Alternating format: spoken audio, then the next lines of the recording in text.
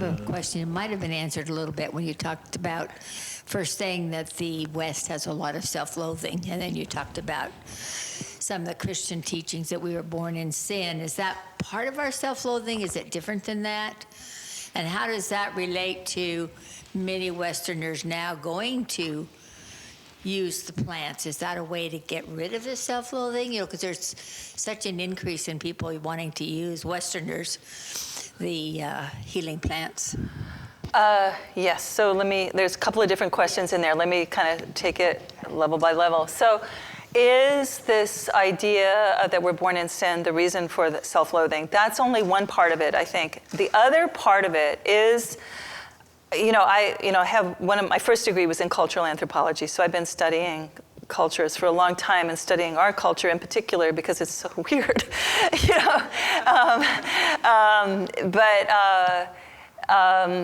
there's something in this particular Western culture where there's this drive to succeed. You have to do it, and especially in America, you have to be independent, you have to manifest destiny, you have to make it. And there's a lot, especially in the, since the rise of media, where companies are trying to sell their products. If you don't have our product, you're not good enough, and people are buying that. So there's all this, and if you have our product, you will be good enough, and then they have their product and they still don't feel good enough, right? So there's this kind of layering of I'm not good enough, right? I'm not independent, I haven't made it, I don't have the material things I should have, and if I do, I don't feel good with them. So, I'm just not good enough. And there's this intense competitive edge in this culture, and everyone's always comparing themselves to everyone else. And you can find anybody who you compare badly to anytime, right? But you don't realize that they're probably comparing themselves to you and finding themselves coming up short, right? And everybody's looking at each other, thinking I'm less than you, and creating all this negativity, and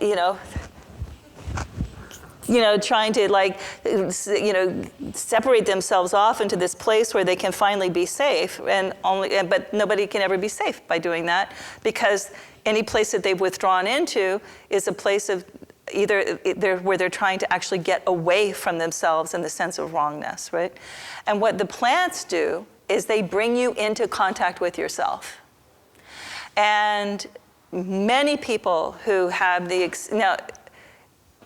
thing that I have seen about the way that the plants work, and the good news is there are many places now that have many organizations that can legally work with many of the plants. The Union de Végétales won their court case at the Supreme Court that they're allowed to use ayahuasca legally as a sacrament.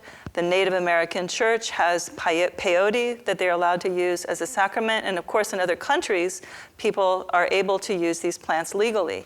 And so, I work a lot with people who have been to other countries and have done these plants or have worked with them in these legal situations. And I've learned a lot by listening to the way that the plants meet people. And the plants are very much like the shamanic guides that people meet in journeys. And I always say, there's nothing you can't do with a plant that you can do with the shamanic journey.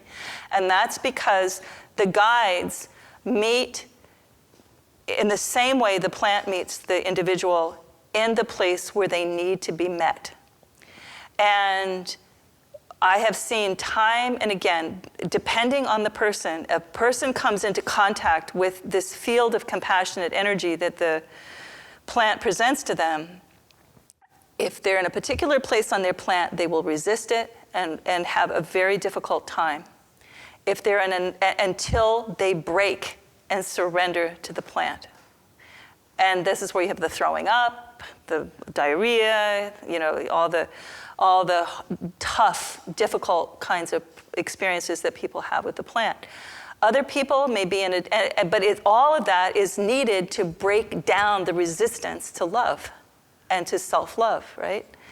Some people have an immediate experience where that resistance is met, and you often find, like with ayahuasca, she's talking about the serpent, many people experience ayahuasca as a snake, the spirit of ayahuasca as a snake. And I was listening to one person the other day who was describing his experience with self-loathing and ayahuasca. And he said that the ayahuasca came to him in the form of a snake and wrapped itself around him in this warm embrace, and then came and looked at him in the face with just all this love radiating into his eyes. And he said he could feel all of his self-loathing dropping away, and being shat out, right? Because that's the purge of the plant. So he literally feel the self-loathing being pulled out of his cells and going out through his intestines. And he didn't have the resistance, and that was a very quick path to self-love, right? But now he needs to integrate it. How does he hold it? How does he bring it into his life on a daily basis? You don't just go over to the plant and have the plant love you and then come back out here and think, oh God, I'm a piece of junk. I'm never going to make that job. I'm not going to get that interview. Right? You have to have a practice. And this is where the shamanic journey comes in. Journey to that snake and go back to that snake daily. Feel that embrace. Ask, how do I integrate this embrace? How do I integrate this love into my life? Where else do I need to address this self-loathing that I haven't seen yet? How do I bring this wisdom into every single breath that I take? This is what we need to do. And but one of the things that'll happen is people will go do the plant, just do it, oh, I love myself, and then they go back into their life, and then they do harmful things to themselves, right? You really need to have an integrative practice, and this is why I think applied shamanism and the way we work with the journey is so helpful.